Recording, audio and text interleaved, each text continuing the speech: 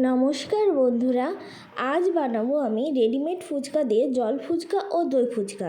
তাহলে তোমরা দেখতে থাকো। উপকরণে রয়েছে শসা কুচি, গাজর কুচি, ধনেপাতা কুচি, পেঁয়াজ কুচি, লঙ্কা কুচি, সেদ্ধ করা ছোলা, তেঁতুলের পাল্প, তেঁতুলটাকে আমি একটু জলে ভিজিয়ে রেখেছি, বিট লবণ, এমনি সাদা লবণ, সেদ্ধ আলু, গন্ধরাজ লেবু স্লাইস, দই, ভুজিয়া, টমেটো সস, ধনে গুঁড়ো, জিরে গুঁড়ো, গরম মশলা গুঁড়ো, ভাজা বাদাম, ফুচকা, জলজিরা, ধনেপাতা, আদা ও 3টে লঙ্কা। এই রেডিমেড ফুচকাগুলো তোমরা যে কোনো মুদিখানার দোকানে পেয়ে যাবে। টক জলটাকে প্রথমে করে নেব। তার জন্য ধনেপাতা, আদা ও 3টে কাঁচা লঙ্কা মিক্সিতে ভালো করে পেস্ট করে নেব। এরপর ফুচকাগুলোকে সাদা তেলে ভালো করে ভেজে নেব। একটা বাটিতে ওই পেস্টটা দিয়ে তার মধ্যে ঠান্ডা জল দিয়ে দেব, তেঁতুলের পাল্প পরিমাণ মতো, হাফ চামচ বিট লবণ,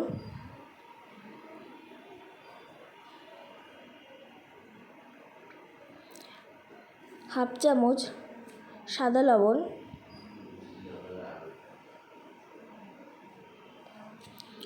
হাফ চামচ ধনে গুঁড়ো, হাফ চামচ জিরে গুঁড়ো আর অল্প সামান্য গরম মশলা গুঁড়ো, জলজিরা,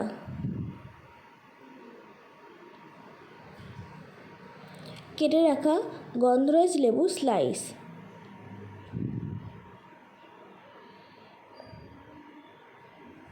ভালো করে নাড়িয়ে নিলেই রেডি টক জল।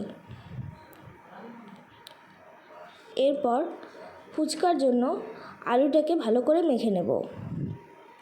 হাফ চামচ বিট লবণ, হাফ চামচ সাদা লবণ, অল্প ধনে গুঁড়ো, অল্প জিরে গুঁড়ো আর অল্প গরম মশলা গুঁড়ো, সেদ্ধ করে রাখা ছোলা দিয়ে ভালো করে মাখিয়ে নেব।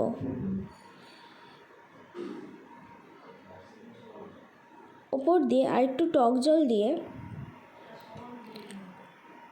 আলু সেদ্ধটা মাখিয়ে নেব।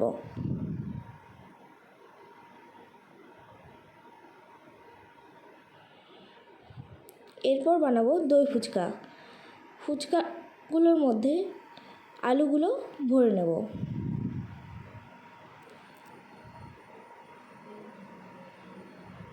ভেজে রাখা বাদাম দিয়ে দেব।